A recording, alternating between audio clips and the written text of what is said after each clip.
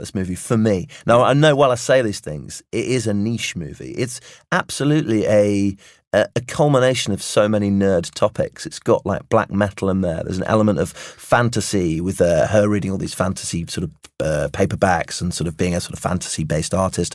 I'm not even sure that this story takes place on Earth.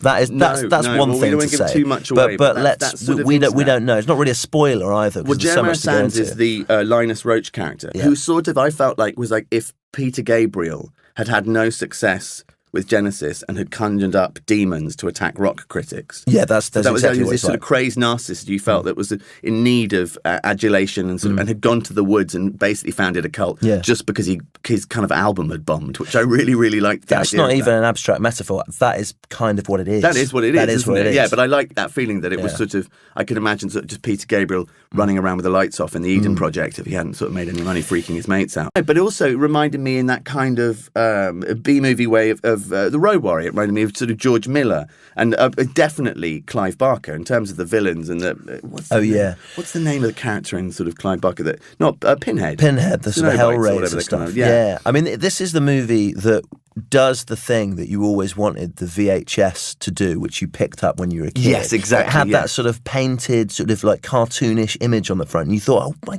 if this film looks like this, Grail. It's the VHS your older brother, hid. It is that, and there's been a lot of other sort of retro films that tried to invoke that with things like a John Carpenter style soundtrack, that synth noise. There's the movie The Guest, which came out with Dan Stevens starred in, which is a really entertaining film too. But I feel that something about Mandy doesn't feel like it's a throwback to that era. It feels like a lost text, like a lost VHS exactly from that year. Well, it's not winking at the camera as well, which I really admired. I mean, it really has the courage of its conviction. People had very clear sort of unique visions, some powered by transcendental meditation like David Lynch and some powered by other substances. But it has got that Clive Barker. It has got that a little bit of Lynch in there as well. And I think the only George Miller, and the only way it can do those things is by being itself. Weirdly, and I think that's what's sort of great about the movie. This is the thing. I mean, it doesn't sort of matter. I mean, I was going to say, and sort of was trying to sum it up, whether it's kitschy or it's pulpy or it's ethereal or it's spiritual, whether it winks at the camera,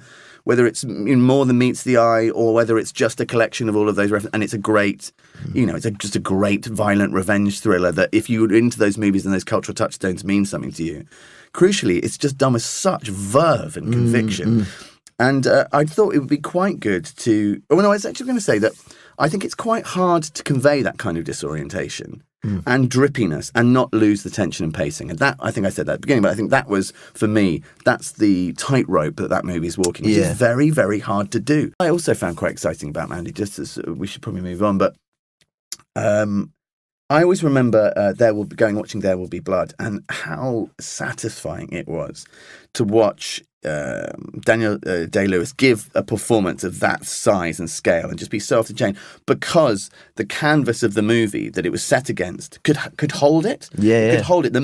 He was never bigger than that vista at the beginning, than Johnny Greenwood's score. Than the other performances, than Paul Dano. Like it was the perfect marriage of the two, and that's what Mandy was. Mandy was a brilliant vehicle for Nicolas Cage to unapologetically explore that mad performance style of his. And in this Cage phase, that's why it sits nicely along Bad Lieutenant, which is probably one of the only other films that have really done that, allowed him to do everything, and been big enough to hold that performance. Well, I feel like he's dragged a lot of humdrum action movies kicking and screaming. They've had no choice. He has literally been kicking and screaming. He has literally been kicking and screaming.